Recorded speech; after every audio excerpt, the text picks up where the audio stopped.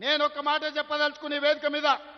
నరేంద్ర మోడీ గారు మీరు దిగొద్దు కుర్చీ 2029 వరకు మీరే ఉండాలి 2029 ఎన్నికల్లో అటల్ బిహారీ వాజ్పేయి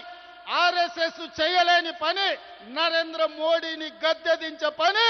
మా సోదరుడు మా నాయకుడు రాహుల్ గాంధీ గారు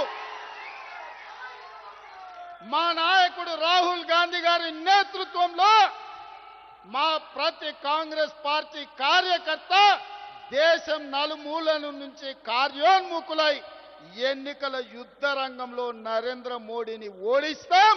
ఢిల్లీ గద్దె నుంచి నరేంద్ర మోడీని దించుతాం ఇదే మా శపథం అని చెప్పి జంతర్ మంతర్ సాక్షిగా నేను చెప్పదలుచుకున్నా నరేంద్ర మోడీ గారి పేరు మీదనే ఎన్నికలకు రాండి 150 కంటే ఒక్క సీటు కూడా ఎక్కువ రానియం నరేంద్ర మోడీ కాదు మొత్తం ఆయన అభిమానులందరూ లేకపోతే భారతీయ జనతా పార్టీ నాయకులందరూ ఉమ్మడికి వచ్చిన